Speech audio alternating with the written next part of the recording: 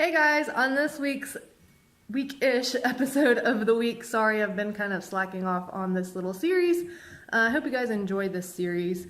Please let me know if you don't even enjoy it at all. I'll quit doing it altogether. I did a ride-a-test show, so after you do your test, you do like a little 15-minute lesson with the judge, and she gives you pointers based on what she saw in the test. And so her big pointers were that I rode very cautiously and timidly. I had a nice quiet seat, nice quiet hands, couldn't fault me on that. But that in turn was making Buck be very cautious and timid, and he wasn't really stepping through and being supple with his movements. So she wanted to give me some exercise that made me put my leg on him and have him move up and forward. She said, don't worry about what his head's doing, don't worry about rounding at the moment. He just has to move up and forward, which is the going theme, if you haven't noticed with all of my exercises. So without further ado, let's get into this. Here I am just doing a stretchy doing a stretchy walk. So all I'm asking him to do is I have my hands wide and kind of low down by my knees.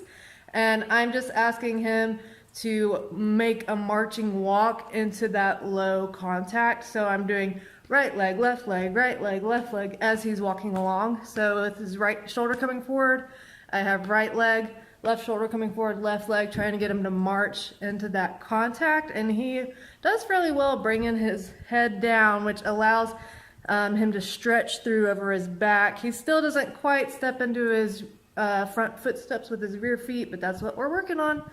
And then next we did a little bit of lateral work.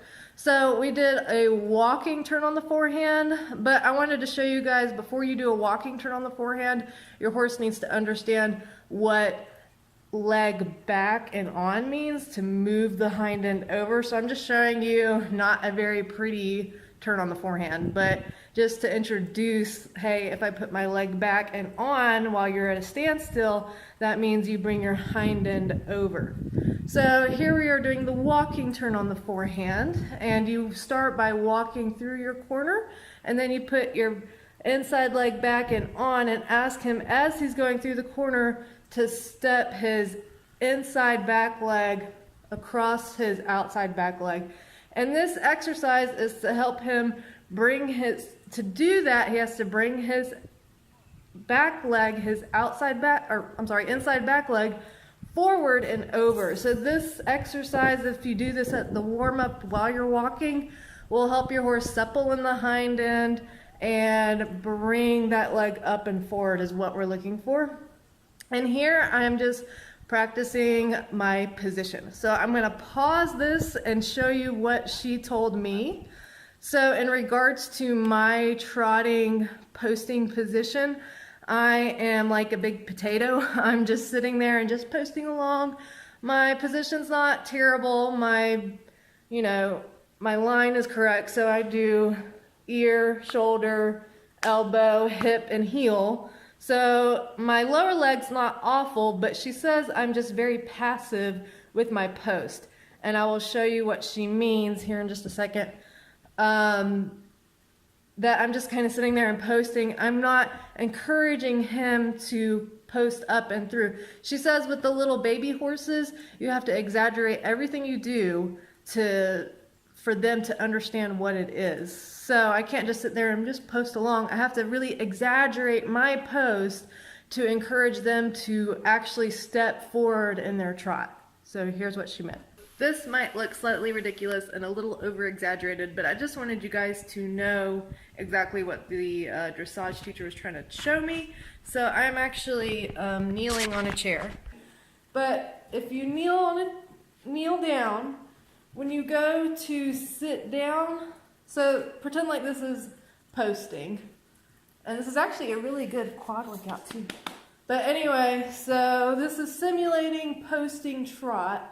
What she is trying to tell me is to get Buck to really start extending his trot and stepping into his, have his hind leg step into his front footsteps, which we really struggle with him, and bring his hind end up underneath himself. I need to exaggerate my post and push him forward. And to do that, I need to, instead of just you know, posting like this, I need to sit back, bring my upper body back, and have my arms be like a chute, and my hips are going through the chute.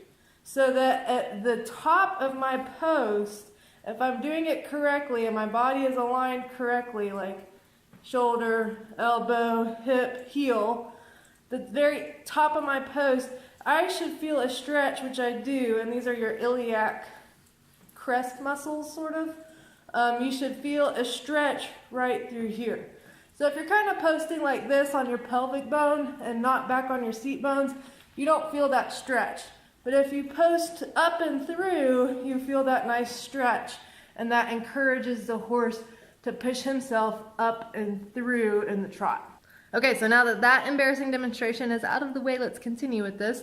The other thing she had me do was start to introduce leg yields to him. And again, that's just to bring his hind end up and through to cross over. So all of this is just trying to supple his hind end and have his hind end come up and underneath himself.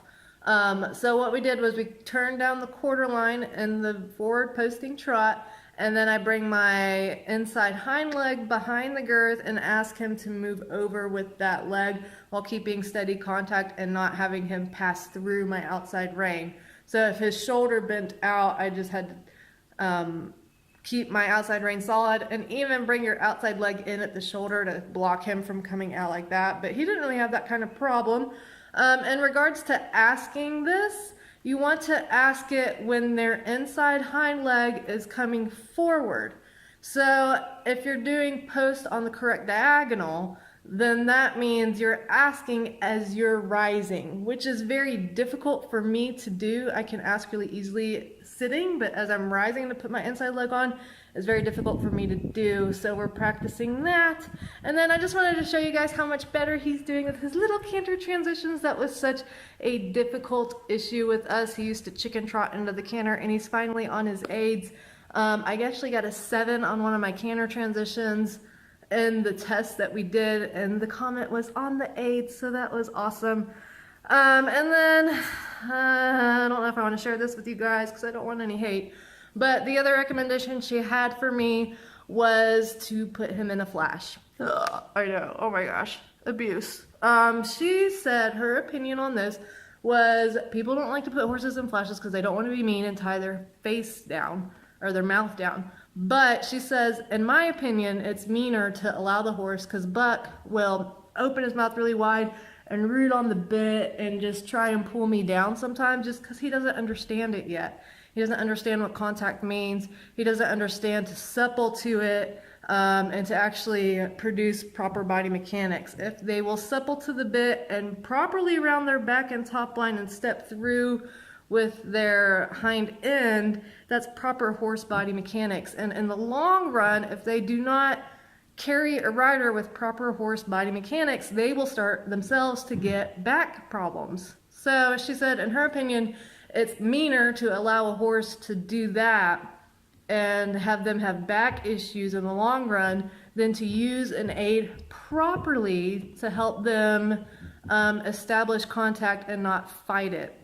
So she said, with the green horses, the young horses, you don't always have to use a flash when they're older. Just use it when they're younger. Once they understand contact and supple to it, then you don't have to use it anymore. So I'm going to try him in a flash. I haven't tried him in a flash before, and just see how he goes. She says, don't crank his mouth shut. He'll hate that, and I would hate that too. She says, allow 2 fingers to be able to pass, and that he can still open his mouth. He just can't do that with his mouth and get the bit up towards his molars and root down with it. So that's the purpose of the flash, is they can't open their mouth like that, but they can still lick and chew, and if you had to give them a treat, they could still take a treat. They could still eat grass with it. She said it needs to be that type of tightness. Not too tight, not too loose. Just try it, see how he goes. So that's what we're gonna do. That's my rant on that. Please don't hate me. We're just gonna see how he likes it. But anyway, after allowing me to rant on about that, I thought I would show y'all some lovely bloopers from our lesson not too long ago. It was a very, very cold day, and we had some nice spring days, and Buck was just spooking at everything. and he did like a sideways spook, and I just fell off the side, and I was wearing my air vest, and he had never heard the air vest go off. So in the video you can see him, it's very poor quality, I apologize, but he stopped for a second and was like, what was that noise? And then he goes, yeah, I need to bucket that noise, and he bucks away. So please enjoy these bloopers at the very end. It shows us doing a better jumping session, and we actually went to a combined training show and he did awesome. We got 4th on that, so I will do a vlog on that combined training show, and I hope you guys enjoyed this. If you did, please comment down below, let me know if you do or not. I'm not sure if you guys like this series or not, and I will continue to do them. If you do, I will try to get on a better schedule and actually do it every single week, not like every other week or so like I've been doing.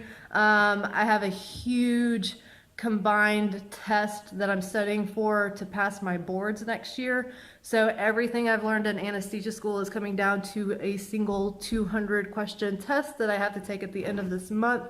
So that's why I've really been studying on that and not doing a lot of vlogs. But once I'm done with that, my summer should be more wide open, and I have a lot of vlogs in the works coming out. So please stay tuned, please like, please subscribe, please share. Mwah. Love you guys. I quit rambling. See you later. Bye.